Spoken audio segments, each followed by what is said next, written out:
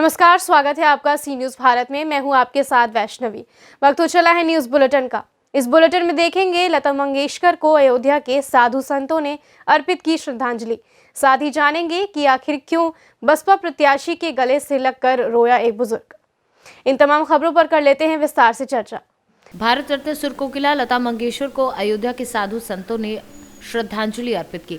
तपस्वी छावनी पीठाधीश्वर जगतगुरु परमहंस आचार्य ने लता मंगेशकर के निधन को राष्ट्र की अपूर्णीय क्षति बताया।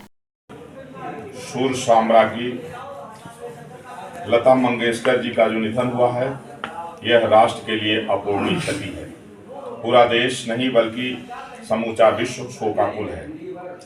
रामनगरी भी शोकाकुल है। हम सब साधु संत भी अत्यंत दुखी हैं।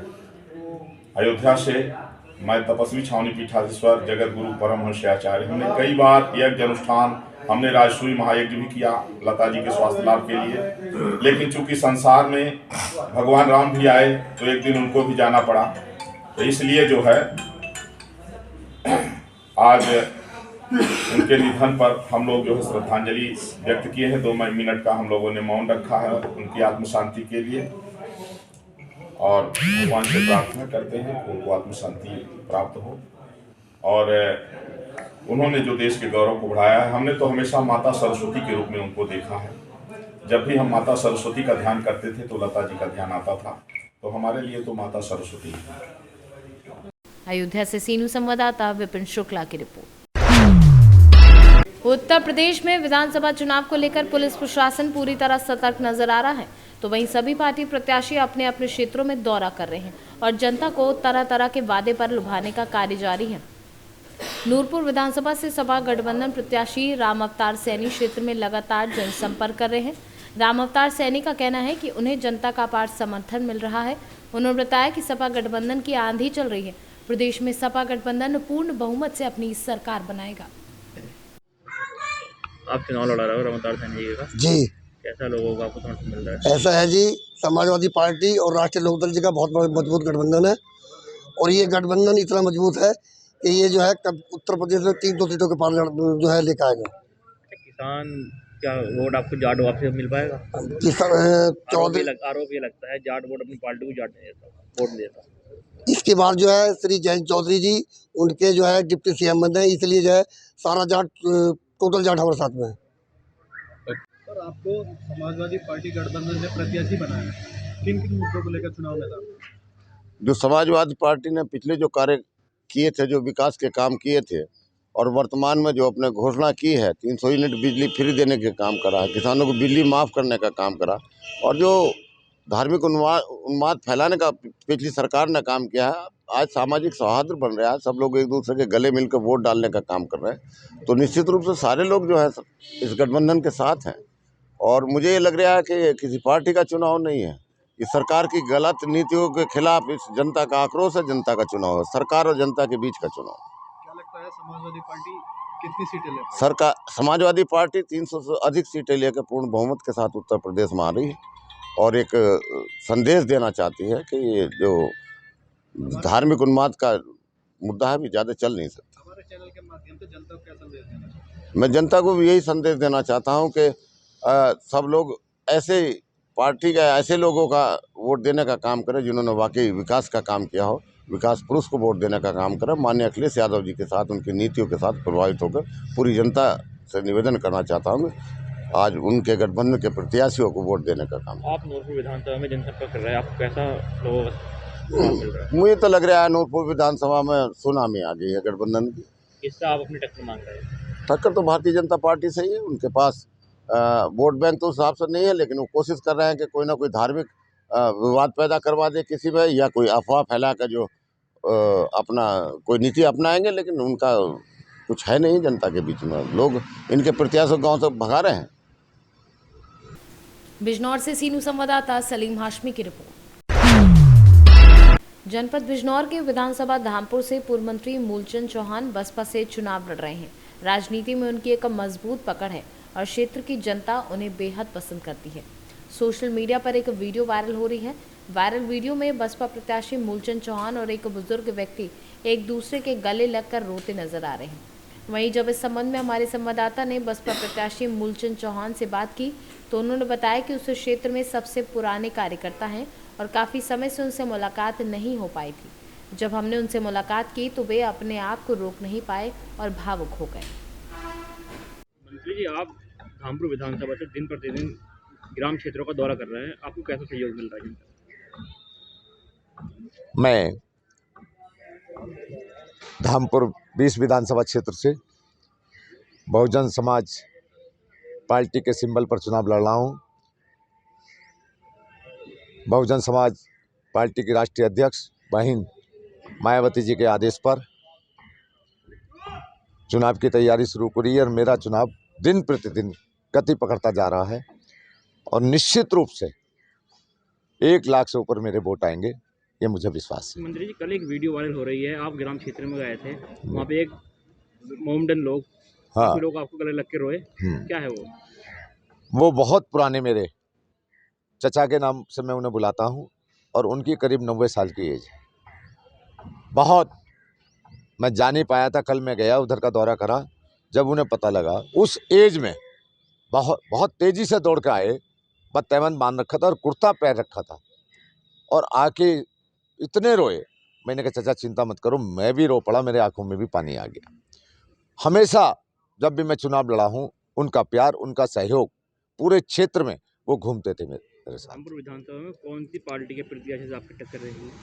मेरी टक्कर किसी से नहीं है, बहुत अंतर रहेगा उन सब प्रत्याशियों से। मैं पहले नंबर पर रहूँगा और 1 लाख से ऊपर वोट लेकर मैं जीत हासिल करूँगा। बिजनौर से सीनू संवाददाता सलीम हाशमी की रिपोर्ट। उत्तर प्रदेश विधानसभा 2022 चुनाव को लेकर प्रशासन अलर्ट है तो कहीं लापरवाह नजर आ रही है। बात कर रहे हैं कन्नौज कानपुर बॉर्डर की, जहां पर कानपुर बॉर्डर वाहनों की तलाशी में जुटी है, तो वहीं दूसरी तरफ कन्नौज से के पुलिस कन्नौज बॉर्डर पर नजर तक नहीं आ रही। जबकि चुनाव नजदीक है उसके बावजूद भी कन्नौज पुलिस प्रशासन लापरवाह नजर आ रही है। कन्नौज से सीनू संवाददाता सीबू सैनी की रिपोर्ट। खिलचीपुर स्थानीय मेरतवाल समाज ने कुलदेवी मां फलौदी के प्रकटिया दिवस के अवसर पर नगर में विशाल शोभा यात्रा बैंड बाजे और ढोल नवाकों के साथ निकाली। इस अवसर पर समाज के सभी लोग सपरिवार मां फलौदी की शोभा यात्रा में शामिल हुए। राजगढ़ से सीनू संवाददाता रामबाबू चौहान की रिपोर्ट। रेलवे पुल पर बारबटपुर के पास फोटो खींच रहे 2 युवकों की ट्रेन से कटकर शनिवार शाम मौत हो गई। हादसा इतना जोरदार था कि युवकों के शव के टुकड़े टुकड़े हो गए। एक युवक की तो गर्दन कटकर ही अलग हो गई। मौके पर पुलिस और जीआरपी पहुंच गई थी। बताया गया कि शनिवार शाम लगभग 5:30 बजे अब ट्रैक पर मचना स्थित रेलवे पुल पर फोटो शूट कर रहे 2 युवकों की ट्रेन बागमती एक्सप्रेस से कटकर मौत हो गई। घटना इतनी दर्दनाक है कि एक युवक का सिर धड़ से अलग हो गया है। युवकों के हाथ पैर कट गए हैं। दोनों युवकों की शिनाख्त हो गई है। करीब 7 बजे के लगभग जीआरपी पुलिस से सूचना प्राप्त हुई कि रेलवे ब्रिज पे रेल कटिंग हो गई है, जिसमें 2 लड़के जो है उसमें कटे हैं। एक नीचे गिरा है, एक आगे घिसा गया है। यहाँ पर अभी जीआरपी पुलिस आ नहीं पा रही है, तो इस संबंध में आप अपना स्टाफ भेज के और थोड़ा सा यहाँ पे कार्रवाई के लिए रोड क्लियर करवाएं। फिर हमने अपने थाने से सब इंस्पेक्टर पाल साहब, अपने एएसआई परथे साहब, अपने एएसआई अजय भाट साहब और मैं सब गए थे वहाँ पे। तो वहाँ पे जो बाइक मिली थी उसके आधार पे सुनील पिता पुन्नू के नाम की बाइक मिली है। तो पता चला है कि लड़के के दादा दादी है, माँ बाप ख़त्म हो गए हैं, भाई सुनील भी ख़त्म है, उसके नाम की गाड़ी है। ये फ़ोटो में जो मिली वो सुनील का छोटा भाई मुनील की सूचना मिली है। अब उनके परिजनों को खबर करी है और दूसरा कौन व्यक्ति है वो परिजन ही आके बताएंगे देखने के बाद कि दूसरी गाड़ी वैसे भी छत बिछत हो गई है तो थोड़ा दिक्कत आएगी। तो मौके की कार्रवाई करवा के जीआरपी आमला को खबर दे दी है और बॉडी जो है मर्चू रूम में रखवा दी है। बैतूल से सीनू संवाददाता राजकुमार बारसे की रिपोर्ट। बिहार में त्रिस्तरीय पंचायत के नवनिर्वाचित प्रतिनिधियों ने शपथ के अनुरूप कार्य करना शुरू कर दिया है। हालांकि इसका प्रतिशत कम ही होगा क्योंकि जनता के प्रति समर्पण, समाज सेवा के भाव से तो जनप्रतिनिधि निर्वाचित होते हैं, परंतु ये देखने को बहुत ही कम मिलता है। लेकिन रविवार को बाराचट्टी प्रखंड अंतर्गत जांच पंचायत के नवनिर्वाचित समिति सदस्य प्रतिनिधि विपिन कुमार उर्फ बिहारी यादव ने अपने पंचायत के घूम कर लोगों को भ्रष्टाचार के प्रति जागरूक करते दिखे। क्या चिक मांग रहा है मुखिया? क्या चीज आपका समस्या है, क्या मामला है? कॉलोनी की जब दे रहा है तो 500 रुपये क्या चेक मांग रहा है वो? कौन मांगता है? शंकर सर क्या चेक मांग रहा है? कौन है ये शंकर? कौन है शंकर मुखिया? क्या चेक मांग रहा है? पहले मांग रहा है, पहले मांग रहा है 500 रुपया। 500 रुपये देंगे तो कॉल नहीं देंगे। 500 मात्र 500 मांग रहा हाँ, है। 500 रुपये मांग रहा है। और क्या चीज मांग हो रहा है? रसीद मांग रहा है। तो आप लोग दे दिए? आधा आदमी दे दिया, कोई दिया ही नहीं भी। हम लोग नहीं दिए। हम लोग, क्या नाम हुआ आपका? हमको उमेश नाम है। कहाँ घर हुआ? हमारा घर यहाँ चौरदा हुआ। क्या नाम हुआ आपका? सोनी कुमार। क्या मतलब कॉलोनी के लिए कुछ पैसा वैसा की डिमांड कहीं या मतलब पासबुक वगैरह क्या मतलब अपना? पासबुक भी ले लिया, आधार कार्ड भी, ऐसे 500 पैसा भी ले लिया। 500 पैसा भी ले लिया। कौन लिया? जी सर, शंकर ठाकुर ऐसे मुखिया। आपका क्या समस्या है? कॉलोनी से संबंधित पैसा वसूल लिया गया है? ना, हम तो पैसा नहीं दिए हैं। क्या नाम हुआ? खाता ले लिया है और फिर पासबुक ले लिया है। खाता पासबुक ले लिया है? हाँ। क्या नाम हुआ आपका? हमको रेखा देवी नाम। आप क्या? मेरा नाम है श्रद्धा कुमारी। वैसे आधार कार्ड और वैसे खाता ऐसे पासबुक सब ले लिया है और ऐसे पैसा मांग रहा है 500। कितना मांग रहा है पैसा? 500। कौन मांग रहे हैं? शंकर ठाकुर। कौन है ये शंकर ठाकुर? झाज के मुखिया जीता है से। आपका भी कोई समस्या है कॉलोनी से संबंधित? हाल है तो आपका कुछ हाल है तो आप कुछ बोलिएगा इस पर। कुछ कहीं पैसा वैसा का भी मांग हो रहा है? नहीं मांगता। नहीं हो रहा है। क्या नाम हुआ आपका? मांगते थे 500। मांगा थी 500? 500 मांगा थी। कौन मांगा थी? झाज के। कौन? मुखिया। चलिए ठीक है। आवास योजना पर आप लोगों को जागरूक कर रहे हैं। बिचौलियों पर खास करके फोकस दे रहे हैं कि बिचौलियों को फेरा में ना आवे। जो लाभुक हैं इस योजना के, इस पर आप अपना बात रखें। देखिए, इस पर यही कहना है कि आज हम चौरदाहा गांव में आए हुए, झाज पंचायत के चौरदाहा गांव में। इसमें हम यहाँ पर एक आदमी से पूछ रहे हैं गांव में आकर के, जो लाभुक जिनको सूची में नाम आया हुआ है, उस सब तो अधिकतर लाभुक बोल रहा है कि मेरा ओरिजिनल आधार कार्ड, बैंक खाता जमा ले लिया है। और के लिया है जमा से आप लाभुक तो खुद बतावे तैयार है कि कौन आदमी लिया है जमा। और तो ओरिजिनल से तो पैसा नहीं डलाता, पैसा तो फोटोकॉपी वहाँ लगता है। हम लाभुक के कहना यही चाहेंगे कि आपको अगर पहले से नाम आल होगा तो नहीं मिलेगा। अगर पहले कभी नहीं नाम आया है तो अगर नाम आया है तो आपको मिलेगा। आपको घर बनावे पड़ेगा, घर बनाइएगा, एक चमनी पैसा नहीं लगेगा, आपको पैसा पूरा डलाएगा। लाभुकों को मतलब इसका नाजायज राशि किसी को देना नहीं है? किसी के 1 रुपया नहीं देना है। क्या नाम हुआ आपका? मेरा नाम विपिन कुमार उर्फ बिहारी यादव हुआ। पंचायत समिति सदस्य, झाज पंचायत क्षेत्र संख्या 9। गया से सीनू संवाददाता राहुल नयन की रिपोर्ट। कानपुर देहात की रनिया नगर पंचायत बजरंग नगर चिटिकपुर में संचालित सुमित बंसल स्कूल में आज सुमित बंसल की याद में हर वर्ष की तरह इस वर्ष भी विशाल भंडारे का आयोजन कराया गया। 6 फरवरी 2010 को सुमित की कार एक्सीडेंट पर दर्दनाक मौत हो गई थी, जिसके बाद उनके परिवार के लोग उनके नाम पर संचालित विद्यालय सुमित बंसल स्कूल में प्रत्येक वर्ष गरीब लोगों में कुछ न कुछ दान करते हैं और इसके साथ ही एक विशाल भंडारे का आयोजन भी कराते हैं। अगर इस स्कूल की बात करें तो ये कानपुर देहात के रनिया नगर पंचायत के चिटिकपुर स्थित बजरंग नगर में बना है, जो ट्रस्ट के द्वारा चलाया जा रहा है, जिसका उद्देश्य यहाँ के गरीब विद्यार्थियों को अच्छी शिक्षा प्रदान करना है। सर, आज क्या प्रोग्राम रखा गया है रनिया नगर पंचायत में संचालित सुमित बंसल स्कूल में? ये सुमित बंसल स्कूल जो है मेरे छोटे भाई के नाम से चल रहा है।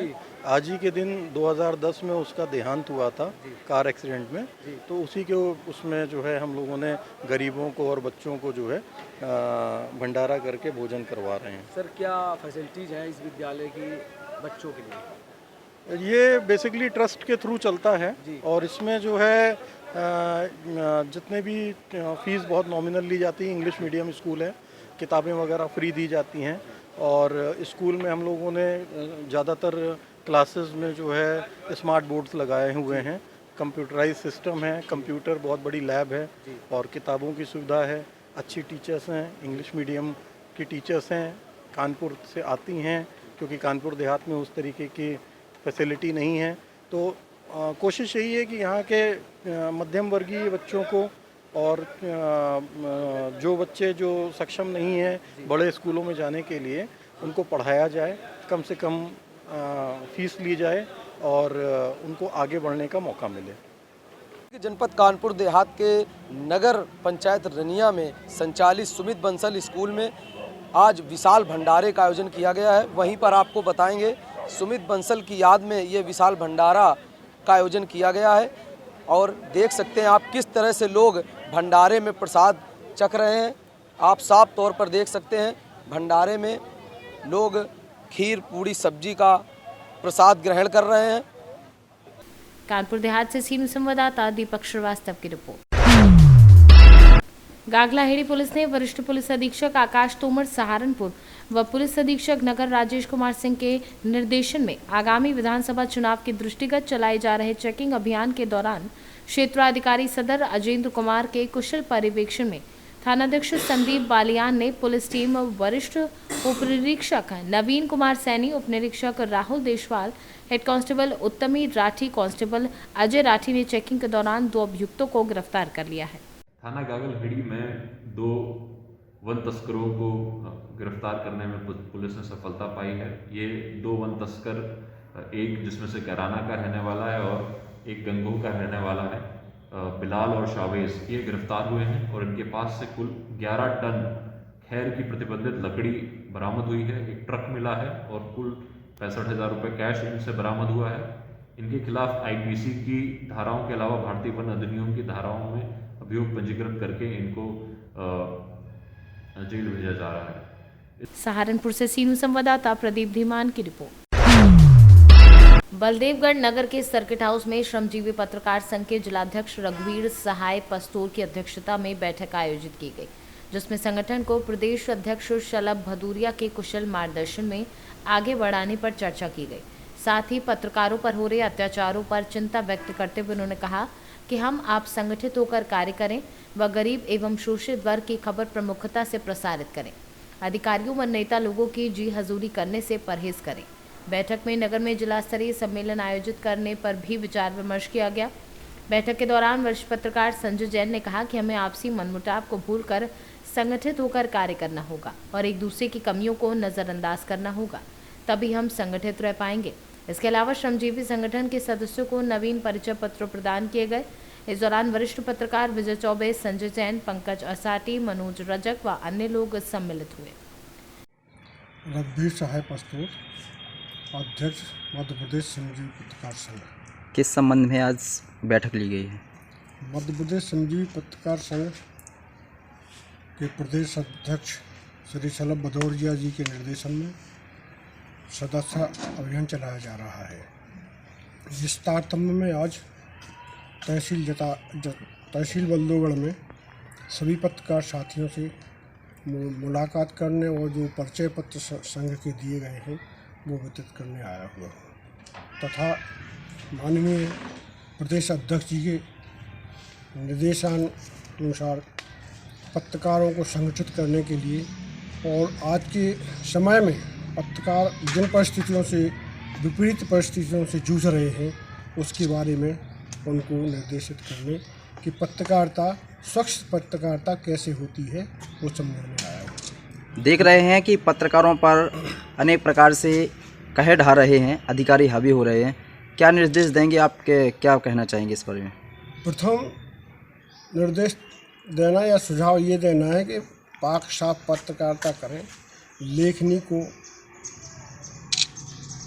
स्वच्छ रखें तथा दलित और शोषित वर्गों के बारे में और निष्पक्ष पत्रकारिता करें, चाटुकारिता ना करें। अधिकारियों की चाटुकारिता ही पत्रकारों को नीचा देखना पड़ता है, उससे बचें और अपने स्वाभिमान को बरकरार रखते हुए पत्रकारिता करें। मध्य प्रदेश श्रमजीवी पत्रकार संघ प्रदेश में सबसे बड़ा संगठन है। प्रत्येक ग्राम से लेके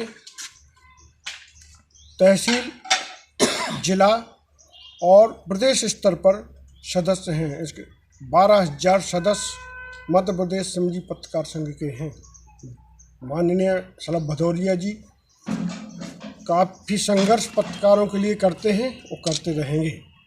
उन्होंने विगत जनवरी में प्रदेश कार्यकारिणी समिति का सम्मेलन बड़नगर उज्जैन में हुआ था।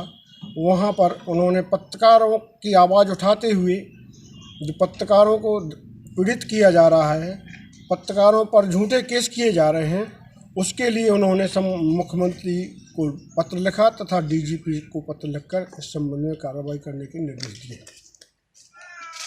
टीकमगढ़ से सीनू संवाददाता राम सिंह यादव की रिपोर्ट। फिलहाल इस बुलेटिन में इतना ही। देश दुनिया की तमाम बड़ी खबरों को देखने के लिए बने रहें सी न्यूज़ भारत के साथ।